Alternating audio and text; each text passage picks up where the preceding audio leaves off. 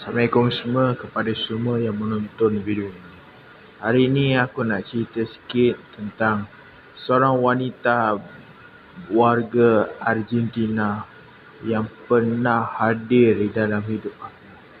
Pada mulanya aku terpikat dan terpesona dengan wanita ini sebab dia memang seorang yang caring. Dia memang orang kata suka bergaul dengan orang. Dia tak kisahlah orang tu handsome ke tak handsome ke, dia suka. Keceriaannya membuatkan aku rasa macam wah, lawa nak perempuan ni. Tapi aku sedih sekali dia bukan jodoh aku. Aku pun pernah juga satu ketika dulu pernah juga nak berkata sesuatu tentang dia sebab aku dah mula serius dengan dia ni lah. Tapi apa boleh buat, kita hanya merancang, hanya Allah yang menentukan. Kalau ini bukan jodoh kau, aku reda dan aku pasrah. Mungkin Allah akan berikan yang terbaik untuk aku selepas dia pun dah tak ada dengan aku. Tapi sayanglah, ini peluang tapi aku dengar cerita dia dah kahwin. Itulah. Pertama kali ni aku jumpa dia pada tahun 2018. Masa tu aku berada di camp. Kira macam khidmat negara lah.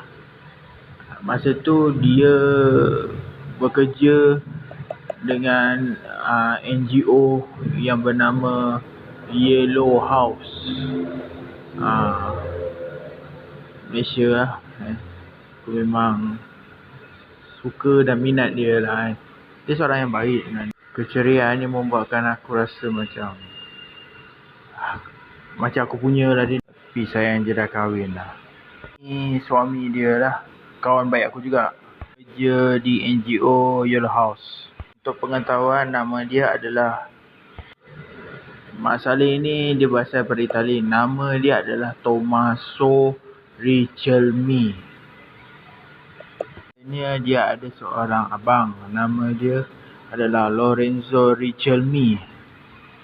Ini abang si Tommy ini, dia adalah seorang pelakon. Dia berlakon dalam filem Marco Polo TV series. Untuk pengetahuan, aku pun pernah berlakon Marco TV series sebagai extra. Masa tu syuting dekat Pinewood Studio Johor, Malaysia. Ini kenangan aku bersama dengan NGO Yellow House, bersama Tommy dengan Meichi.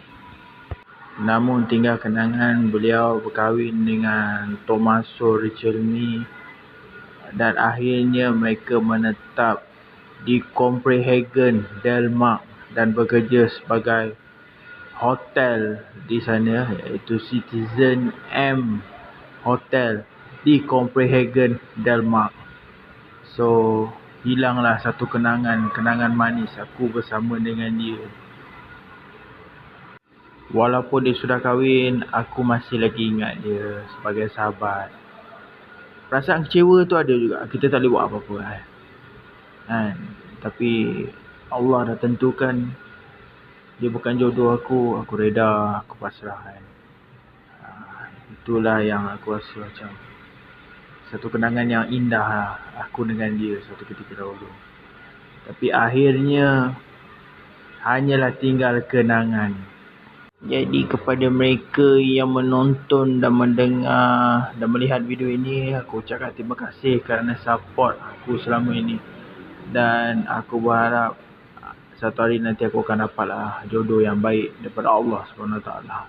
Terima kasih guys kerana support video aku, dan aku sentiasa doakan yang terbaik untuk korang semua. Okay lah. Sekian. Terima kasih kepada korang semua.